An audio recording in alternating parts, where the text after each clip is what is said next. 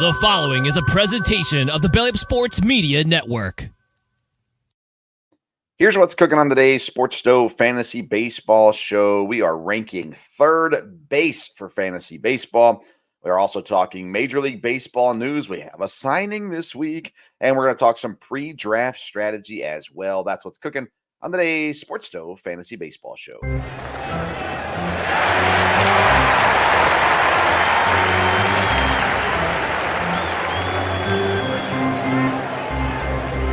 Play ball! Welcome in to an all-new edition of the Sports Stove Fantasy Baseball Show presented by BellyUpFantasySports.com, Righteous Felon Jerky, and SeatGeek. We got a lot to talk about today, but I'm not going to do it all by myself.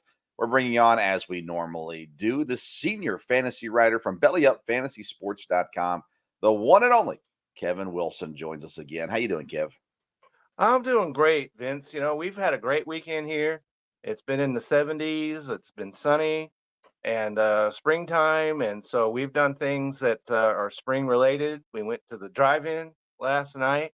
Wow. And we ate outside, and baseball is actually occurring on TV. That's right. The first games have started on Thursday. So we're pretty excited over here because we got baseball, we've got sunny skies. So what better could we possibly be?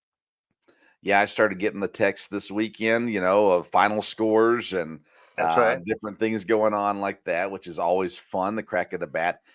College baseball, of course, started last week before, but I did not get a chance to go this weekend, but I will be next weekend, hopefully two or three games next weekend, going and watching some college baseball here in Richmond, Kentucky.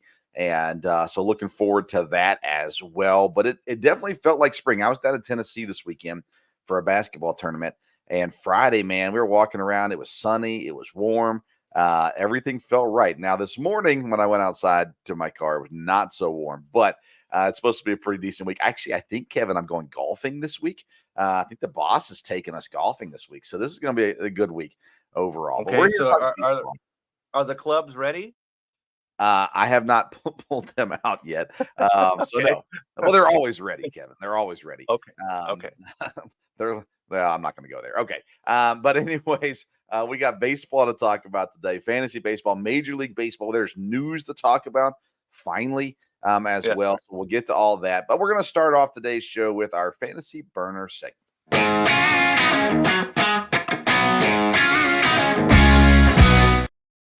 Fantasy Burner is presented by SeatGeek. If you're getting tickets to a ball game or to any other event, SeatGeek is the way to go. You go to SeatGeek.com, and if you use the code BellyUpSports at checkout, you're going to get $20 off your first purchase. So check it out at SeatGeek.com. All right, Kevin, last week we set our draft order for our league, and That's right. so we're starting to plan towards that a little bit. Today we wanted to talk some pre-draft prep because other than listening to our show and other than just pulling up cheat sheets off of ESPN or Yahoo or CBS or wherever it is you pull your cheat sheets from, there's other things you can do to get ready for the draft, and maybe some things that you haven't thought of. Maybe you're already doing, but you don't realize why you're doing it. And so we want to talk about that briefly here today. And Kevin, I'm going to let you get us started with these mock drafts and how you use that tool for your prep for draft time. Well, I enjoy mock drafts. I think they're fun. So that's number one.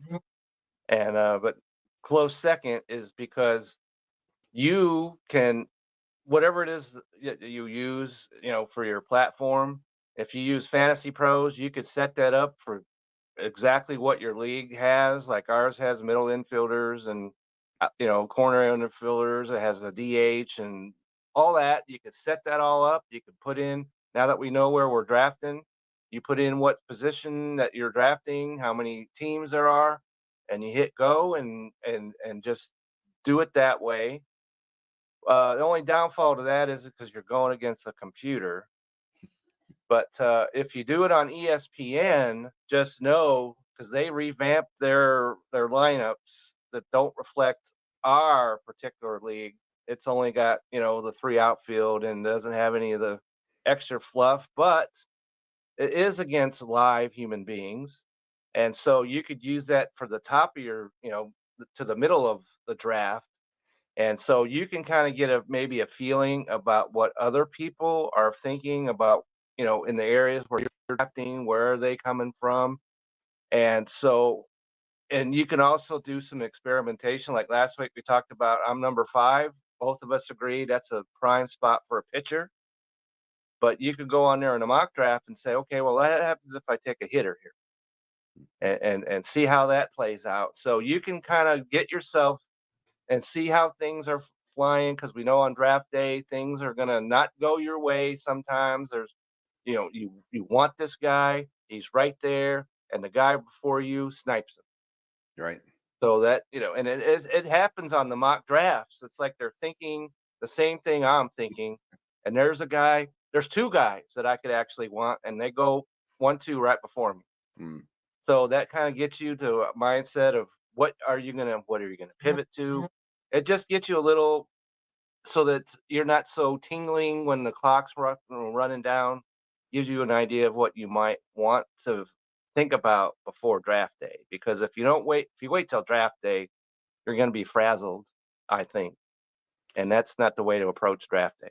Yeah, I mean, I think you hit the nail on the head there, where it teaches you. And listen, some people, they do fantasy sports and it's just purely fun for them and whatever. But most people who are in fantasy sports, they want to win, and no matter how much you've planned, if you're sitting there on draft day and an unexpected move happens right before your pick, and you're sitting there going, "Wait, what? I didn't think they would take that person." And then you're sitting there trying to figure out, what am I going to do now? Now I have the mind where I always have, however many picks are in between me and my next pick, I make a list of that many players. So I just know when I come to it, I'm taking one of these guys, and it just depends on who gets to me. Now, sometimes, as you get closer to your pick, you start looking at the list a little bit more, thinking, do I really want that guy on my team? Those kinds of things. But those mock drafts do help you kind of go through the emotions of a draft a little bit, and right. kind of get you. And for what it's worth, a good refresher on how the system works, which button to push, so you don't draft the wrong guy, how to queue guys up, all those kinds of things. And hard to believe, because I've done fantasy baseball for, a few years now, and there's been some times where I went and I'm like, dude, what are you doing? And so you want that to be during your mock draft. Right. You don't want that to be during your actual draft, where you wind up with, 2 third basemen, let's say. Because Right. if you remember, I actually did that last Yes, you year. did. Yes, you did. I did. And because, I'm always, well, I know who I picked. Well, guess what? I kind of forgot. So I wound up with 2 third basemen. So Yeah. it wasn't too tragic because they're both quality guys, but there would have been a much better pick there. And so mock drafts can kind of help you get away from doing something like that. And anything that can help you, that's what you want to get, towards your personal way of doing things. And because Fantasy Pros has a lot of very good fantasy baseball articles and players of sleepers and tiers, just like we do, and all that. And so I go to them a lot. Not so much ESPN, because like I said, they've made it so it's pretty much a fantasy all-star team fantasy wise, and there's nobody that's round 20 Yeah. or any of that. So the way we do it, you have to actually have some strategy of who you value later in the draft. Right. And so if you set up your drafts that way, it'll help you maybe identify somebody that you like later in the draft. Exactly. So I like to reach on guys later in the draft. Not early in the draft, but once we get really 10 rounds in, I just want guys that I want. So it might not go with the rankings necessarily at that point. I'm going to go out and make sure I land the guys, because there's nothing worse than thinking, oh, no one's going to draft this guy for another 3 rounds, so I can wait another round, and then he goes. And those mock drafts help you kind of see, how's everybody else feeling about the guys that you like later in the draft, especially how are they liking. I think early in the draft, you kind of get the feel for pitchers versus hitters.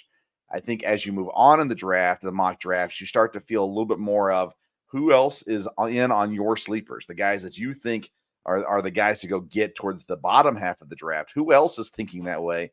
And then okay, how much do I need to reach for this guy? Because I've been in drafts where people have drafted a guy, round 8, and you're sitting there going, wait, who is that guy? Like I don't have this guy on any of my lists, and usually it doesn't work out for that person who drafted that guy, but it gets the names on your radar a little bit to see where guys later in the draft are going. I've got a guy right now that my dad says we don't tell him the truth on everything. I've got a guy right now that I'm not going to talk about in our shows until after our draft. And it's a guy that I want on my teams, but it's not anywhere near the top. I mean, we're talking late draft, but I want him on all my teams. And so I'm going to wait till we draft, and then I'll share with our listening audience who that is. They'll still have about 2 weeks, a week and a half or so before the season starts when we do our draft. And I'll talk about that guy then. And also that gives me time to change my mind between now and the draft, whether or not I actually want him on all my teams. But mock drafts help kind of figure out, is someone else, do other people feel the way that I feel about somebody? Or is he going, 3-4 rounds later than I'm thinking about drafting him? Is he going, a round or 2 higher than I'm thinking about drafting him? And if I really want him, it gives me an idea of knowing when I need to reach for that guy versus not. Along with the mock drafts, I think one of the most important pre-draft things that you can do that's really doesn't have anything to do with player rankings or anything like that is just knowing your league participants. If you're like us, you're in leagues where you don't know everybody. You usually know somebody, but you don't always know everybody. So the first thing that I do is try to figure out who do people cheer for. I go stalk them on Facebook. If we're in a chat, I just pose the question, and just trying to figure out, because if you're a good fantasy player, you're not a homer. But at the end of the day, and Kevin, I'll give you credit for this. You are the least homer of anyone I've ever played fantasy sports with. But at the end of the day, it's everybody wants to get 1 or 2 guys from their team in most cases. And so even if they're not homer at the top of the draft, they're going to be homer in the middle of the draft, at least for a pick or 2. It's not usually a whole bunch of guys, because I don't think, Kevin, this is a whole nother conversation. I don't think you should have very many guys from the same team. Like, I don't think it's smart to have 4 batters from the same roster. Right. And I agree with that 100%, because if you have too many players off of one team and they have an off day, those players are all of a sudden now they're not available to you. Yeah. And so now you have to. Or if they're on the Padres and they're having an off year. Correct. And so, and that kind of follows teams, the chemistry does mean something. You're right. And we saw that with the Padres and their entire organization. All of their players, none of them except for Snell, I suppose, measured up. None of them. Yeah. And so I think that's the kind of thing where the train starts rolling the wrong direction, and well, I'm attached, so I'm going down with the ship.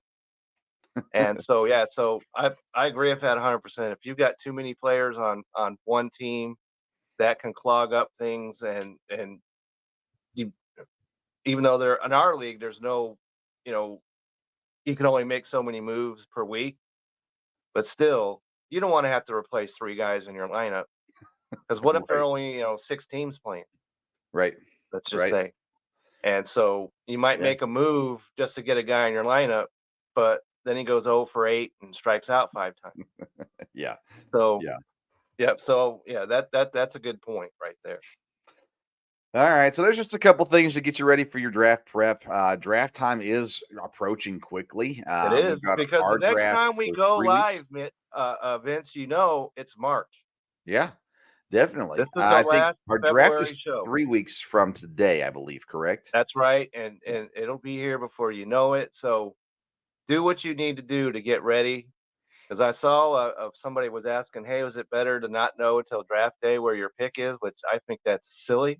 Oh yeah. And you're putting way too much pressure on yourself that way. And you want to help everybody prepare however best they can or they want to. And so, like I said, I was doing drafts where I was just joining and picking from wherever. Yeah. But now that we know that I'm picking number 5, every time I do a mock draft, it's at number 5. Right. And so, so you definitely, I definitely agree that you should have your draft set as far in advance as you can, just so Agreed. everybody can prep however they feel is best. Yeah, if you're in a league, I've been in a league. I'm not sure if I'm in it this year or not, to be honest with you yet. But I've been in a league where they set it an hour before the draft, and I hate that. I cannot stand that. I'm Yeah. like, well, So how so are you now, yeah, supposed to your eyes are strategize? bugging. Yeah, your eyes are bugging, and Yeah, and you probably don't want to take a blood pressure test anytime in that hour yeah, or during the draft. yeah. Get So rid yeah, of your league that's not the manager way to go. if that's how you're doing things. All right, Right. that's our fantasy burners segment for today. Again, presented by SeatGeek, SeatGeek.com. Use the promo code BellyUpSports when you check out. You're going to get $20 off your first purchase. It's time for segment number 2, the call to the pin.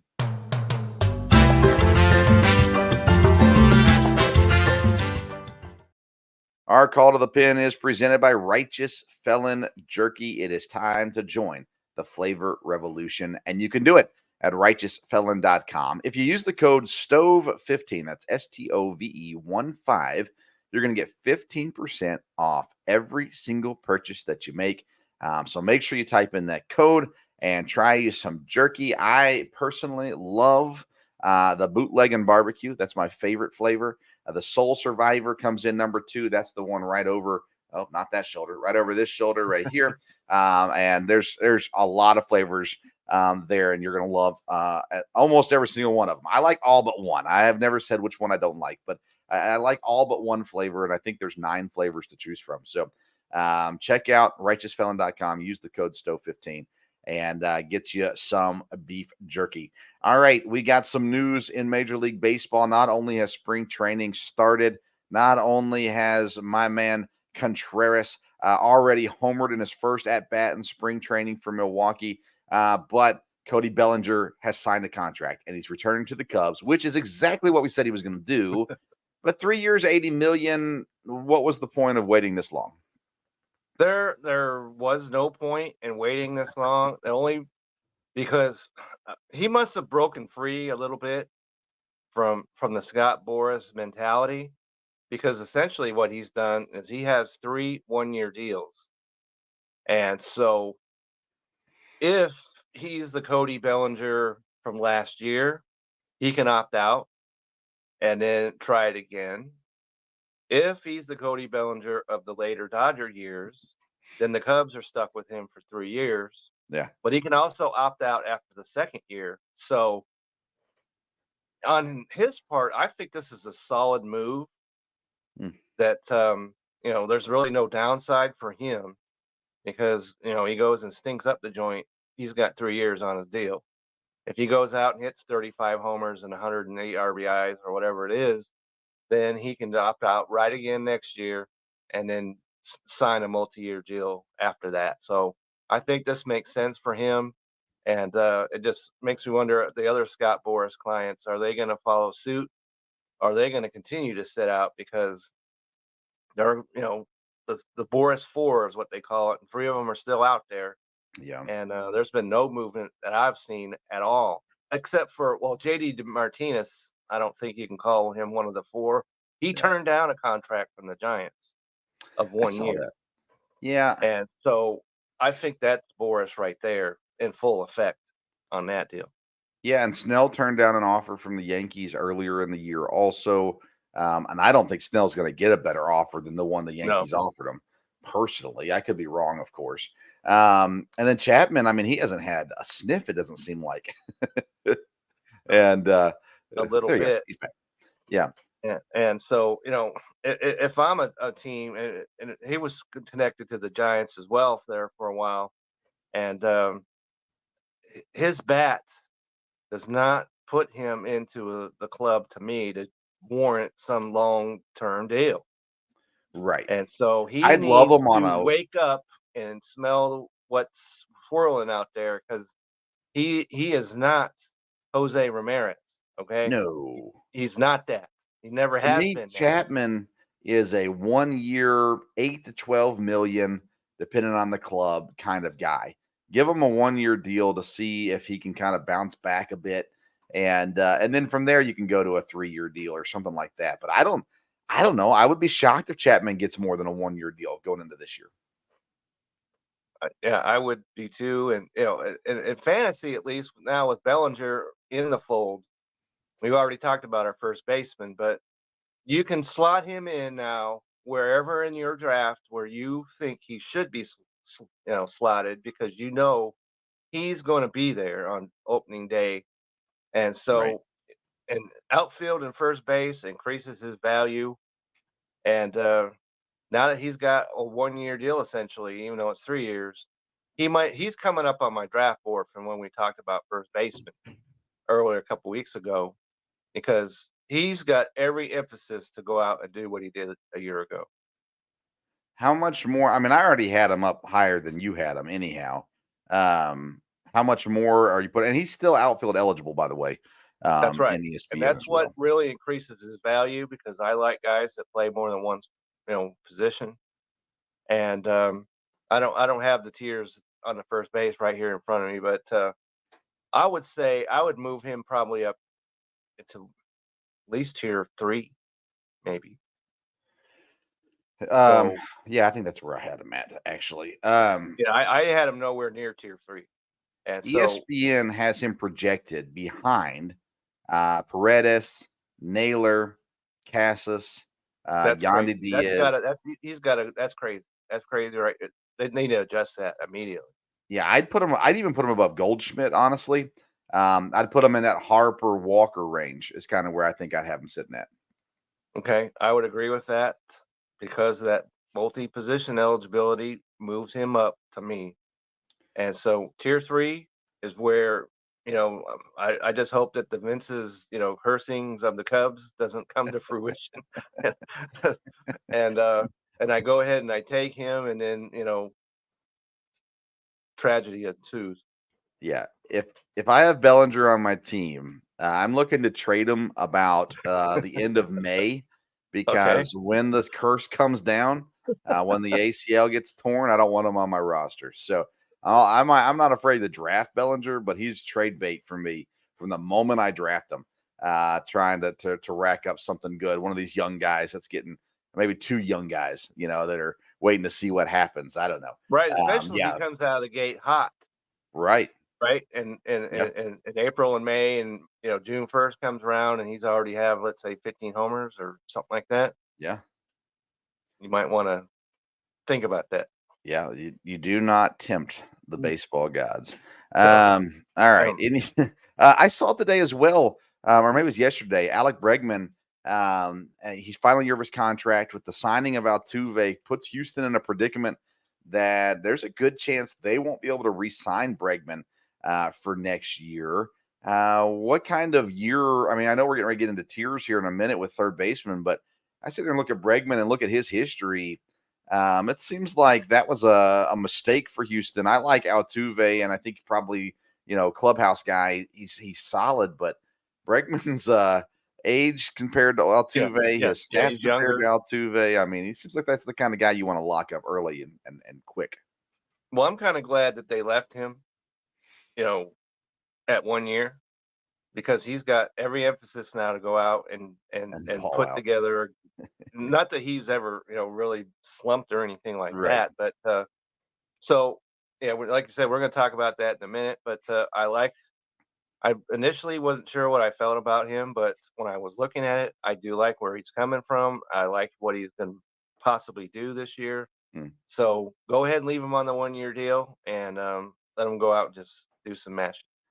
Yeah, we like guys. This is another kind of going back to the fantasy draft prep aspect. Find out who's on a contract year. Juan Soto's on a contract year. That's right.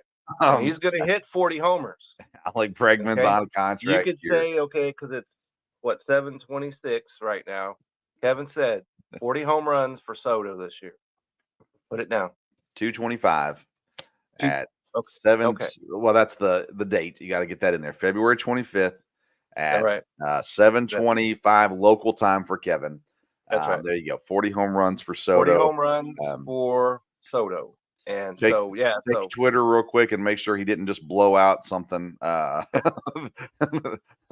No, By I the saw way, that he actually hit his first spring home run. he did. It's So, third at so bat. things Yep. are looking good there. And I don't know if you saw that, Shohei Ohtani will make his Cactus League Debut. debut on Yeah. Tuesday. Yeah. And so we'll get our first view of him in a Dodger uniform. You know At what I least, didn't nationally, we'll get to see that. But from what I everything I've haven't heard, done he's swinging a good bat so far in spring. So, what I haven't done is went and looked up all the prospects. I know Jackson Churio in game number 1, 2 hits, yes, right. some I good saw things that. that happened. I haven't looked up the other guys, but again, you got to keep an eye on that kind of stuff here. Not the first couple of days of spring training necessarily, but as it continues to go on, keep an eye on those prospects that are going to get the call up this year. Some might get them earlier now as a result of how they're doing here in spring training.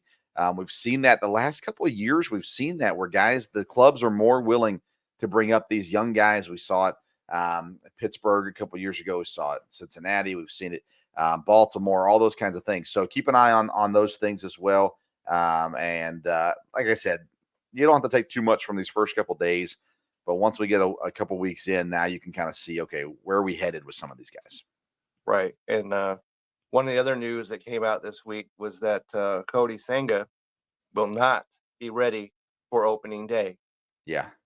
So how does that affect him in a draft status? If you do a mock draft, you can see where others now think he may, or if anybody's paying attention, if they're taking him way too early, that could benefit you because, Sure. I'm not taking a pitcher that's not ready for opening day. I'm not doing that, especially someone that's as high, third round I was gonna say, yeah, as he was. top 7 rounds. I don't want a guy that's not going to be there for me at the beginning, unless it's No. So, one of those Mike Trout. I mean, I know you're not as big on Trout as I am. We'll talk about him on outfielders, but right. And so, one of that's those something superstars. that you mentioned Mike Trout because he hasn't come off the board at any mock draft that I've done before the 11th round. The 11th round. 11th round. Oh my All right. goodness. And in a 10-man draft.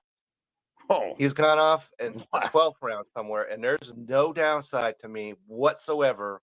And if that's the way people are reacting to him, there's no reason to jump and take him maybe in the 8th round or something like that, because he's hanging around in every single draft I've done. And People, so if he's there in the 11th round, even if I've got 6 outfielders already, you've got to take a chance on Mike Trout at that he point. is We'll talk not. about that more later, obviously, but Yeah, that's Kevin. one of the things in the mock drafts that I have seen that interests me greatly.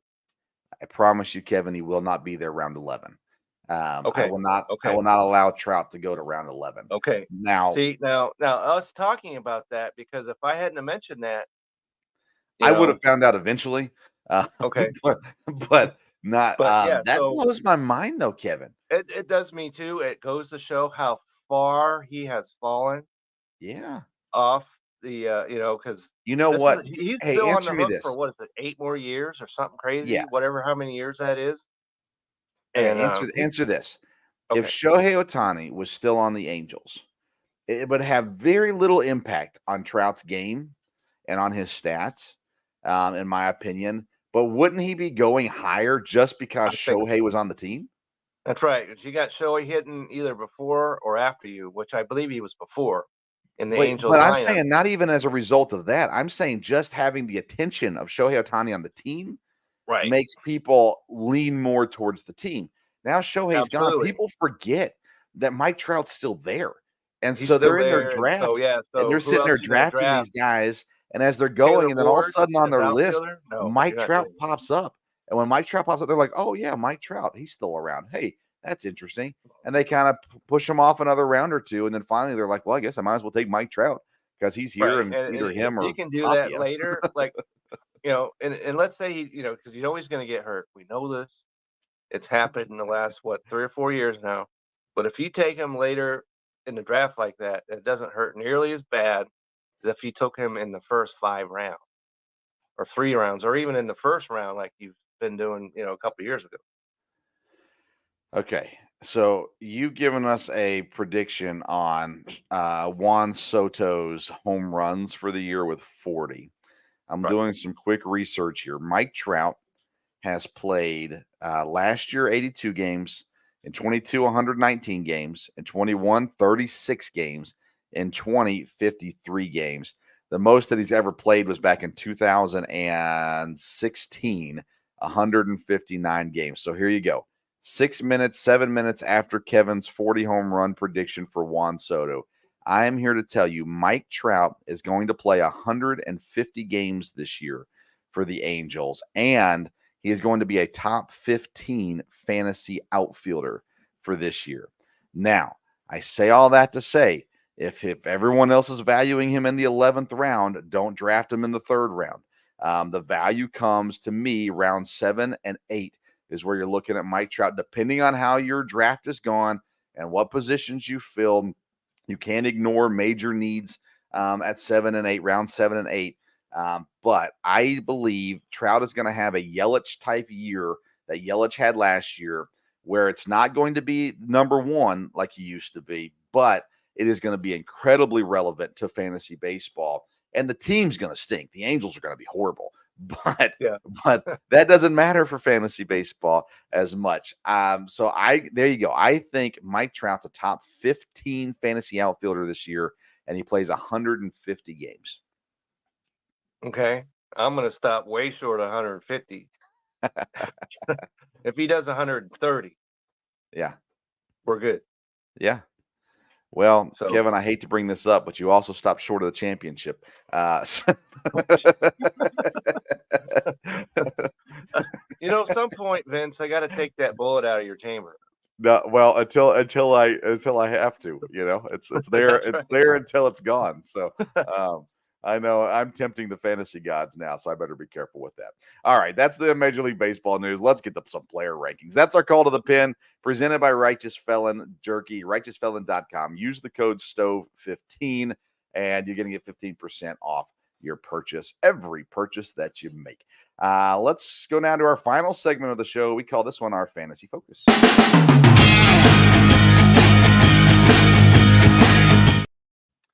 Fantasy Focus is presented by BellyUpFantasySports.com, your one-stop shop for all things fantasy sports.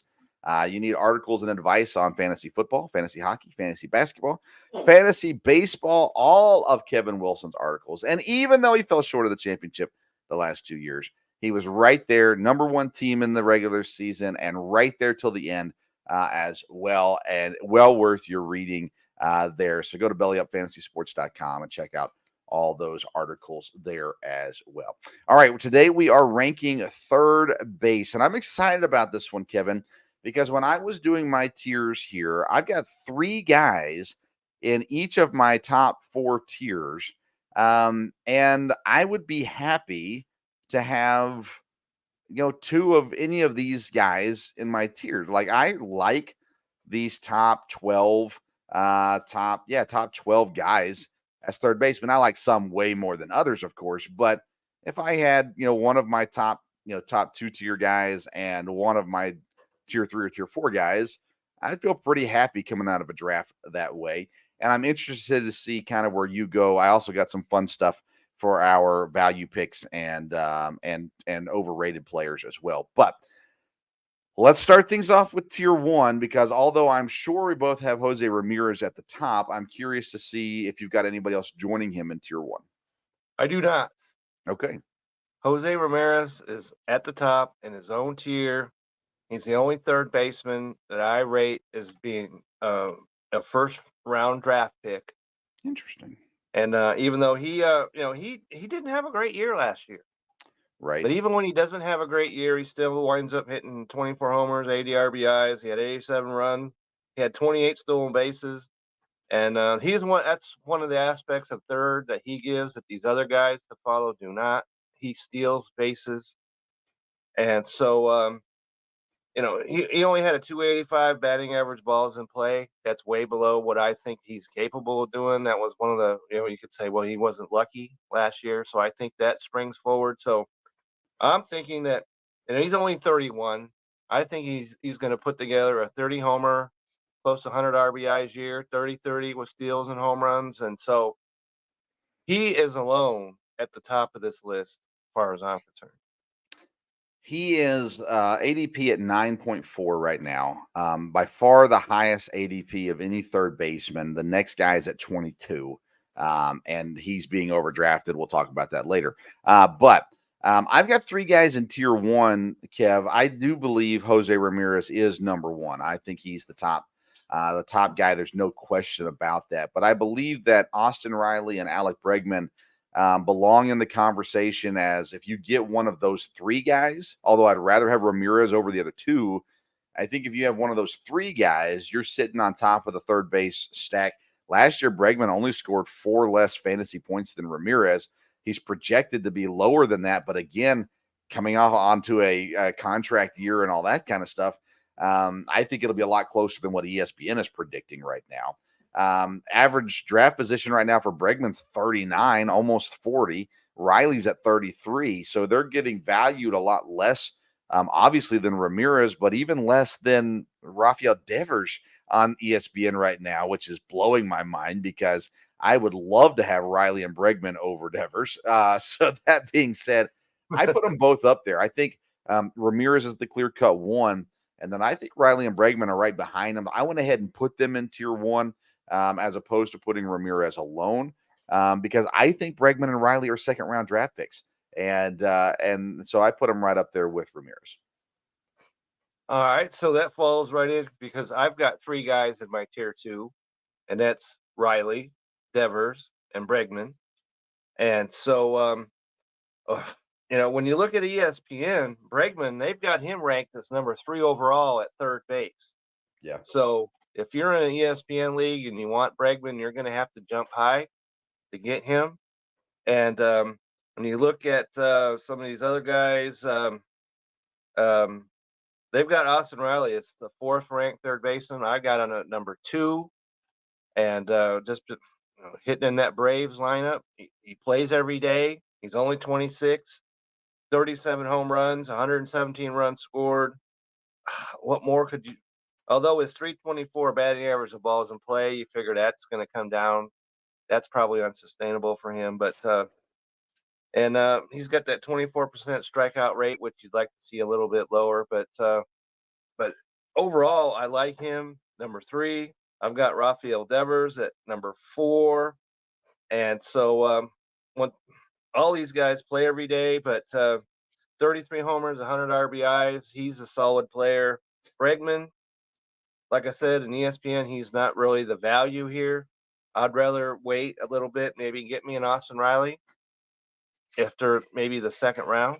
But or Devers, not in a bad fallback position either. But Bregman, he's going to put together a great year, as we just talked about. Even though it was a down year for him, he still had 25 homers, 98 RBIs. He played 161 games, 155 the year before that. So he's in the lineup every day. And so there's really no wrong answer here to me at any of these guys. And so I'd be happy with any of them. So Devers, according to ESPN, Devers is going 11 picks higher than Riley, and he's going 17 picks higher than Bregman. People are drafting Devers over Bregman. Now, ESPN ranks Bregman higher, but people are drafting as just Red Sox fans drafting early. What's going on? I don't get it either because they've got him ranked at number 16 overall. ESPN does 16 overall, and they've got Riley ranked 38th overall. That's insanity to me. That's where I'm saying the value is going to come in, and you could take somebody else up there in that second round if you don't do Ramirez or whatever, but you can get him. I'm not doing that in the second round. I'm not doing it, and I like Riley better anyway. Yeah. So if I get him in the 4th or even in the 3rd, I'm pretty happy. Yeah. So in my tier 2, I have Devers there. And I've got 2 young guys with them in tier 2. And I'm curious to see where you have these guys. I've got Spencer Steer up here in tier 2. Now, Steer has first base and outfield eligibility along with this. I had Steer in my 4th tier in first baseman, but he's in tier 2 for third baseman. I like his value as well. We'll talk about that. His ADP right now is 144. That's Okay, wild that's to me. gone Uh, up from because I have it at 150. okay. So that's just wild to me, especially with that much eligibility there as well. And I also have Gunnar Henderson here in tier number 2. Now, first of all, Okay. I got to say this. I really like Gunnar Henderson. He was on my team last year. He was up and down. He had good moments and he had down moments as a rookie and all that kind of stuff. You give me eligibility at third base and shortstop. You give me another year older, another year proven, another year there on a really good lineup. I'm super high on Gunnar Henderson this year. So I put Steer, Devers, and Henderson in my tier 2, but I've got Devers as my number 5 running back third baseman behind Spencer Steer. Okay. I don't go completely off the reservation quite like that, but because in my tier 3, I've got 2 guys. One is a guy I think we're forgetting all about, and that's Nolan Arenado of the St. Louis Cardinals, and he's he's a guy that he fell back a little bit, but still hit not 26 homers. Right. All right. And played 144 games. That's the fewest games he has played in a full healthy season since 2014. So I'm not putting any stock in that. He'll get back up to the 156 game play ratio, and he doesn't strike out much. And so I like him in this tier. And he comes in when I was doing my research. He comes in at number 75. So there to me is value.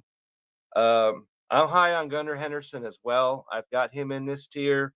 You talked about ups and downs, but he was still 8th in the AL MVP rating last year. And so the only issue is they Fantasy Pros has him at number 32 overall. ESPN has him at number 42 from when I was doing my research. And so and there he's got an oblique, and he's going to miss about a week of spring games, and we'll see where he stands. He should be fine by when it rolls around to draft day, and if he is, then that shortstop and third base, he might spring fourth above Nolan Arenado with that alone. But at the present moment, I've got him ranked behind Arenado. Yeah, I with his age, I'm not too concerned about the injury situation with the oblique. If he was Nolan Arenado with the oblique, I'd be a Yeah. little bit more concerned. That being said, in my tier 3, I've got Arenado there also. I also have, and I was assuming you wouldn't have this guy this high because I know that you've been poisoned. Manny Machado, I got him here Okay. at the tier Okay. number 3 as well. I'm ready to And talk about him Isaac, next. yeah, and Isaac Paredes as well from Tampa Yeah. Bay, who also has first base eligibility. And I like Paredes. He's a guy that I've had. He was a waiver wire pickup for me a couple of years ago, and really produced nicely as a waiver wire guy. Now he's actually draftable, and having that eligibility at first base helps, of course, as well. But his stats have put him in this spot for me. Let me talk real quick. Let me give you my thoughts on Machado, and then we'll let you Okay. have your thoughts. First of all, we've said it every time we've done tiers. The Padres cannot be as bad as they were last year. Surely they're now. Listen, Machado's numbers last year actually ended up decent. He had Right. still had a bunch of home runs. I think it was 38 or something like that. Home No, runs. he had 30 homers. He had 30. 91 RBIs. All right. So And that's not but bad. where he started, Yes, he got drafted first round. well, he got And drafted by me in the second round. second round. And Okay. right, and I was very excited because I thought, okay, I'm going to take him because I had a player in mind that I was going to get later in the draft, but I didn't. Was he your So, second third baseman or your first third baseman? no, he was my first third baseman. Okay. He's the one that I forgot about when Austin Riley came around Yeah. later. But as I thought, wow, with Soto in that lineup, he's going to have a great year. But then remember last year, he was more concerned about arguing about the rules Yeah. than he was playing Well, baseball. let me say this. Last year, I passed on Riley because you had Machado, and I thought I'll get him when he comes back around. And then you drafted him, and you're like, I'm going to take a third baseman here. And I'm sitting there going, you've already got a third baseman. And we just kind of kept going. And then all of a sudden, you like a round later, you're like, oh, I guess I have two third basemen. But that being said, Machado, he did have decent stats last year. Not where he was drafted, but still decent stats. I expect him to have a better year this year, Yeah. or at least be back where he was. And if he's valued better this year, which I think he is, his ADP is in the, I've got him sitting at 59, which, I think in that 60s range is 58 kind of what where I I'm have. looking at. Okay. But Machado to me is a guy that you look at, that some people will be sour on. And I like that. That means he drops a little bit. You can get some good value on him. And I think he belongs there with Arenado in my tier 3. Well, because I've got him at the top. One of those, I held my nose. Okay, once again. But I agree with you 100% because he only played 138 games, but the season's 150, 153 games. And so even though he only had 109 strikeouts, when you look at this, 268 batting average, balls in play, he has a 295 career batting average. So that's going to have to come up, you figure. And so when you look at all this, and he was the number 2 MVP, if you'll remember, in 2022. So it wasn't like he was, 8 years ago, he was good. And, but just a couple years removed from being great. And so I did a mock draft, I believe yesterday, where there he was sitting there, and I went ahead and took him, but it was later in the draft, so I was like, okay, Manny, don't do it to me again. All right. So, but he's at the top of my tier 4, and I got Royce Lewis of Minnesota in this tier, and you mentioned Paredes. I've got him in this tier, first and third. He's that moves him up above the tier below him. And there's no chance you're getting him off any waiver wires this year. No. And because he's top 10 in ESPN at third, I think that's a little rich. And I'm not taking him at that level. I think there are third basemen you can get later that will have as much value as that. But he's 19th in Fantasy Pros. I think that's a little more level with what we're looking for him. Not 10. I'm not Right. doing that. Right. And so but yeah, everything that 31 homers in Tampa, 98 RBIs. He scored runs, and so everything that you like about could possibly like about him, I like. And it just seems like if he slides a little bit in the draft, maybe I could see pulling the trigger on him. But I see him going way earlier than I would be comfortable taking. So my tier 4, which is kind of lining up with your tier 5 to a degree, as far as you've got only one guy in tier 1. I had 3 guys, so all my tiers kind of drop down in your level. But I've got Royce Lewis there in my tier 4, which you do as well. I also put Ha-Seong Kim in this group. We talked about him with second base. He's second base and shortstop eligible as well. So I liked again that versatility. I got Max Muncy sitting here in this tier 4, where he again Okay, didn't we're have gonna the have year. discussions here. Okay, yeah, he didn't have the year that was expected of him. But at the end of the year, if you look at Muncy's numbers, you go, you know what? He's still draftable in that case as well. So I've got him there as well in that same grouping. But I like Lewis better than I like Ha-Seong Kim, better than I like Max Muncy for sure. Max Muncy's a guy that I put in the tier because of his stats. I would be shocked if Max Muncy's on any of my rosters. I would be as well. And he's in a tier that I'm going to talk about towards the end here. But yeah, Do you but have a tier 5? I do have a tier 5, Okay, and that's who do where you got? Spencer Steer comes in. Okay. And then I've got Alec Bohm of the Philadelphia Phillies in this tier. And you know, first third base qualified as well. And hitting in that Phillies lineup. And he's a young guy, but he still hit 20 homers, 97 RBIs. And so and he struck out 15% of the time. That's what you're looking for out of a guy that can hit home runs. He's not striking out at 28.9% or any of that other stuff. And so I put him here. ESPN agrees with me. They've got him ranked at 11th. So, which I was really surprised about when I sat down. I was like, well, Alec Bohm. Okay, I could see that.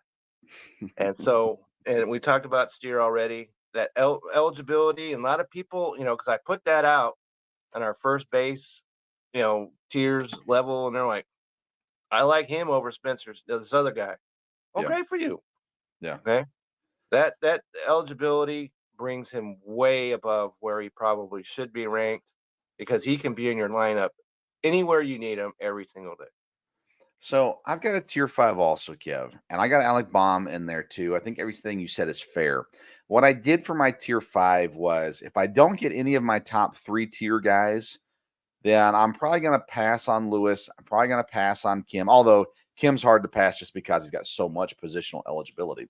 Probably going to pass on Muncie. So if I put Baum here, and then I got another name for you that you don't think of when you think of third base, but he's third base eligible in ESPN, and it's Ellie De La Cruz from Cincinnati. Okay, I'm going to talk about him as well. Okay, so he's also shortstop eligible. You know, he was the sexy name last year of the prospects. Right. Ultimately, when he came up and played, he is incredibly entertaining. That doesn't I matter got for him off fantasy the baseball. waiver wire last year, so Yeah. I know exactly what you're saying. Yeah, so I got him in this tier as well with Baum. I actually like De La Cruz and Baum better than I like my tier 4, but the stats don't put them above those guys. So I put them in tier 5 as guys I wanted to make sure I mentioned that I would be happy with having on my team, especially at the value where they're currently sitting at. And so I felt like it was important to mention those guys as well. Okay, so I had to turn my notes over, and I've got Hassan Kim in this tier as well. Okay. But ESPN and Fantasy Pros have him ranked at 8th and 9th at third base. Ooh. And so I think that's going to come off the board way earlier than I'll be willing to draft him. Yeah. I would really, if he came off the board a little bit later, I would be willing to of course. One draft I did that, and I wound up with 2 Padres on my team. Machado, if you can believe it, and then Yeah. Kim were Yeah. both on my team. And I'm like, is that something I really want to do? But Kim, you know, when you look at Kim, you can't really argue. Yeah. He did everything. Yeah. Plus, he goes everywhere. And so I really liked what he does. But, you know, if he's going to come off the board as number 8 third baseman, then I'm going to take somebody that's I think is going to I have more agree. value a little bit later. Yeah, I agree. All right, speaking of value, let's get there. Okay, Value I'm here. picks this year. Okay, Who do you value like pick. at third base? So I was really stunned about this guy because I got Ke'Bryan Hayes of the Pittsburgh Pirates here as a value because in ESPN they have him ranked as the 208th overall player. Yeah. Okay, at third base, and yeah, he's a guy that you know the Pirates can't be. Well, I guess they could be as bad, but I think he's going to be way higher than 208th. No, he's nobody's starting third baseman. Let me make sure I'm He clear on should this. not be. Yes. Should not be. Okay, don't wait till the 20th round to draft your third baseman. Okay, but he's a guy that you know in our leagues we've got the middle infielder and we got the corner infielder, so he's a guy that you could take and would have value this late in the draft. I really like him a lot. And another player that I was really surprised about is Eugenio Suarez. Went to the Arizona Diamondbacks, and even though he Yep. strikes out 6,000 times a year, but here's a guy, right? He hits 20 homers every year. He Yeah. drives in 90 runs every year. He plays in Arizona, which I think I like that a lot. And they've got him ranked, let me see, as 248th overall. So there's value to be found here. Maybe not so much in points leagues. You got to be eyes open because his strikeout rate was unbelievable because he struck out 214 times. If you can, but you can live with that. If you walk 70 times and you can get 28 home runs at number 200 and whatever it was I said, 200 and where was it? 248. I like that. And so I've got him in those 2 guys in my value. That's I think those are good picks. Suarez, he concerns me a little bit with his age. I mean, he's only 32, which isn't horrible for a third baseman. Right. But he was still producing even last year Right. with 22 dingers, 96 RBI, which is really good for him. And he But they've played got him in slotted in. 162 games.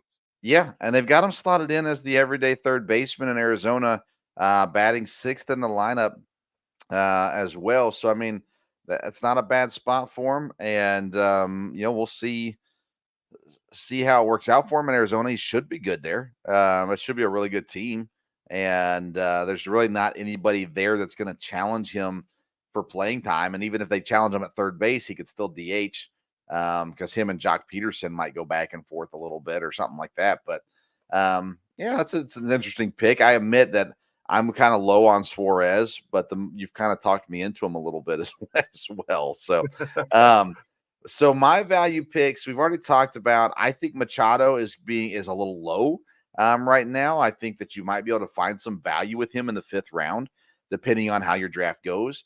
Spencer Steer, I'm so high on this kid. He's Me going too. 144 overall right now in average drafts. So I mean, Yep. shoot, 150 is what I have, but yeah, right around in that area. yeah, I'll He take him answers the before that. bell in so many different places. Yeah, and he's got positional eligibility in a lot of places too. Here's the name I'm going to give you. When I first say it, you're going to say no stinking way, but you got to hear me out all the way through. Okay, Okay. Jake Berger. He's in Okay. Miami now. Okay. I'm with you. Go Okay, ahead. good. So last year he went 34 home runs and 80 RBIs. He also, though, had some struggles. Now he started in Chicago for the White Sox, gets Well, traded yeah. to Miami. Anybody While he was struggle in in Chicago. Chicago, he batted 214 with 102 strikeouts. After he got traded to Miami, he went and batted 303 with only 47 strikeouts. Now, there was more plate appearances in Chicago than Miami, but that's a massive change and upgrade for him. Now, his power went down because the White Sox have a better hitting park than Miami does. He didn't hit as many home runs in Miami, but his batting average went up drastically, and his strikeouts went down drastically. And his ADP right now is 249. So this is a guy that you're looking, if you don't have that other second corner infielder and you're getting around to the end of the draft, this is a guy that I think you take a shot on and see what he does this year. And he might be a guy that ends up playing some decent fantasy ball for you this year. Okay. I was looking at that name, and so I'm right there with you on him. A couple players in my cautious streak, because you mentioned them both already, and that's Max Muncy is in my cautious. Not saying don't draft him, Sure. but even though everything you mentioned, only hit 212 last year. Mm-hmm. He only had 102 hits in a whole season. That's almost impossible to do. But he pulled that off. 153 strikeouts, 85 walks, and he is hitting in the Dodger lineup. But 221 batted average balls in play. He hits the ball, and great things don't always happen. Sure. And at number, they've got him ranked right around what you were saying, 13th, 14th at third base.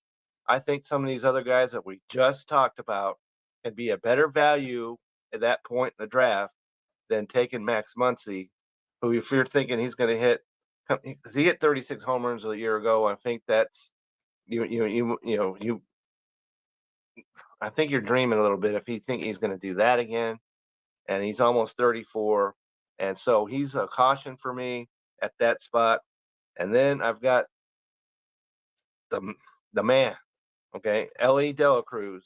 Okay. I'm cautious of. I'm not saying don't draft him. I'm not Sure. saying that at all. However, Don't reach for him.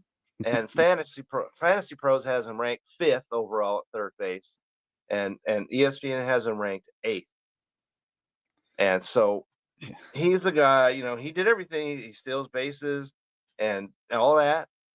144 strikeouts in just 98 games.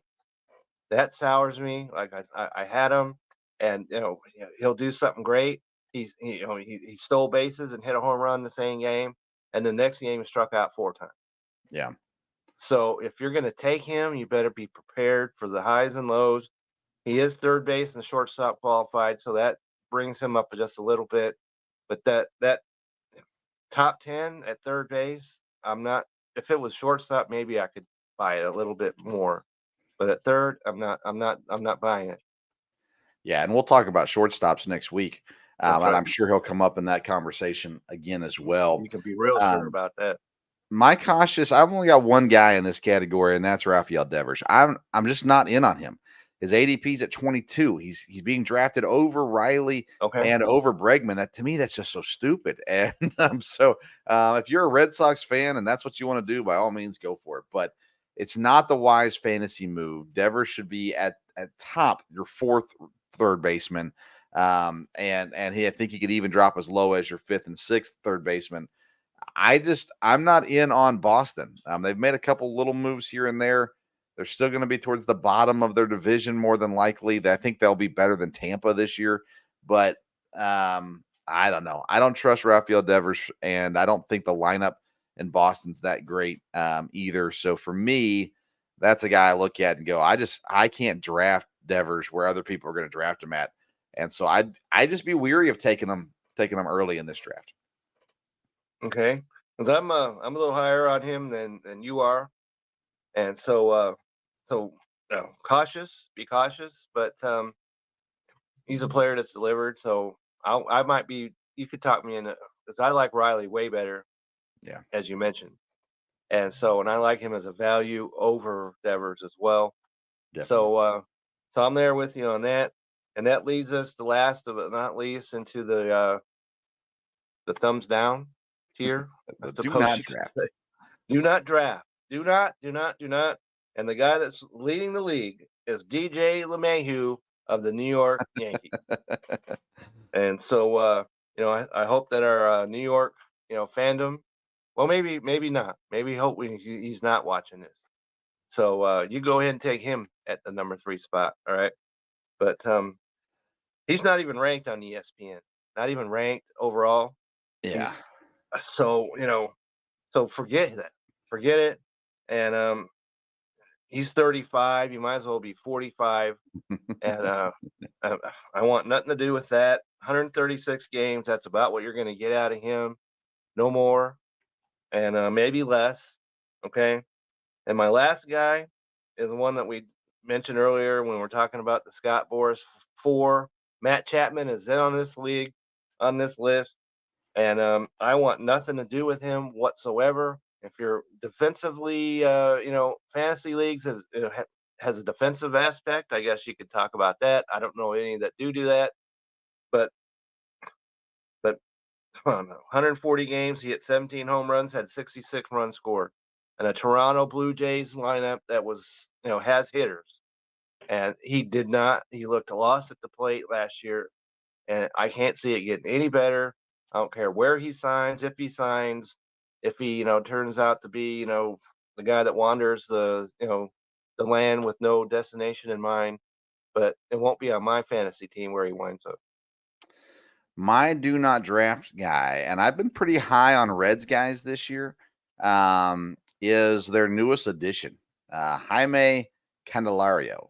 Okay. He's going to play first base, it looks like, for him, is the plan right now. And he's in a good spot in the order to start the year. I don't believe in him. Last year, he did play as many games pretty much as he's played in a while. 22 home runs, 70 RBIs, 8 stolen bases. He hit 251, which isn't that bad. He had a 22% K rate, which again isn't horrible compared to some other guys as well. But at the end of the day, I think he's the guy that's going to suffer in Cincinnati, even though they got a good hitting ballpark. And even though it's, there's some positive things there. Of the Reds that are draftable, he's the guy that I'm staying away from, I think, ultimately in Cincinnati. Because they've got 27 different guys that they could literally put at first base. They got Steer, they got Christian, was his name, Strand, and oh yeah, he can play first base. Yeah. And so if any of them struggles, they're going to have a replacement ready to put in the lineup. And so yeah, I like, you mentioned him. I like Strand, Christian Encarnacion Strand. I like him way better than I like Candelario. I think at the end of the day, he's going to get some more run. Now, that being said, Candelario might find time at DH with Jonathan India, who's currently slotted in there. But let's face it, Jonathan India is not the player he was just a couple years ago. No, But Matt McClain, Spencer Steer. that's right. They've got so many players. They can't play them all. Yeah, Tyler Stevenson can play first base. I mean, yeah. I just don't love Candelario there. Well, listen, we're running past time. Let's get to the most important business of the day, Kevin. Your articles. That's the reason we come here, Kevin, is to talk about you. So BellyUpFantasySports.com is where they can find your articles. Of course, you're on Twitter at Kevin62 WILSEA. But tell them, I know last week you came out with the second base tiers after we talked about them here on the program. What's ahead now for third base? Well, since we're talking about third base, the third base tiers will be ready, and they'll have a lot more stats in there for all you stat heads that are out there that just can't get enough stats with baseball, because stats and baseball go hand in hand. But anyway, so you can get over there to the as you mentioned, the Belly Up Fantasy website. The second base article that I posted this week on Reddit has over 10,000 views. Wow. And so that's what's happening over there. And I get some very nice comments, some comments that make you think a little bit. And so that's what we're here for. We're out here, at least I am, to help others and learn some things of my own and give some knowledge out there. And I'm hoping that it's helping someone, because that's what I'm really wanting to do this for. Awesome.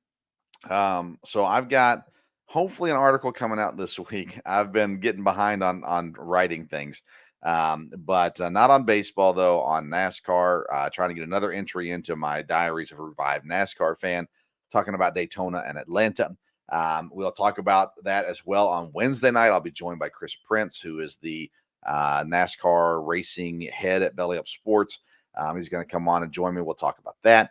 Me and Dad will be talking baseball, a little bit of football here and there, some college basketball, some different things. That'll be live Wednesday night at 8 p.m. approximately. Sometimes it goes a little later depending on when I get home. But then tomorrow night, I'll be joined by a freshman baseball player at EKU, Tate Nunley, who homered in his very first game as a collegiate player. Okay. So we'll talk to him tomorrow. We're also talking to Turner Butchery from the basketball team. The EKU men clinched the regular season title for the ASUN Conference this week. And so Turner will come on and talk about that as well. So back to regular schedule. This past week, all we did was the baseball show. And then due to schedule conflicts, Monday and Wednesday just couldn't get there. But this week we're back, full schedule. So you'll see us Monday night. You'll see us as well on Wednesday night. And then, of course, next week, me and Kevin will be right back here to talk fantasy baseball. We're ranking shortstops next week as we draw ever so much closer to our draft on March the 17th, which will air live right here on Belly Up Sports YouTube, as well as the Sports Stove YouTube and Belly Up Fantasy Facebook page. So it'll all be there for you as well. Let's see here. BellyUpFantasySports.com. Go check it out. SeatGeek.com if you need tickets. Use the code BellyUpSports. And RighteousFelon.com if you're feeling a little snacky. That's where you got to go. Use the code STOVE15. Get 15% off your purchase. And don't forget the lemon pepper. And don't forget the lemon pepper. That's correct. They got beef sticks, lemon pepper beef sticks, That's as well as they're very good, as is the taco ones. Yeah. And so just throwing that plug in there. There you go. And you can buy. Go ahead. What's that? The only question that I have right now is, what was your dad's reaction to where he was slotted? It's funny. He likes the spot. Ultimately, likes that number. We didn't talk a whole lot about who was around him. We talked a little bit about the guy that's going 10, who we don't really know.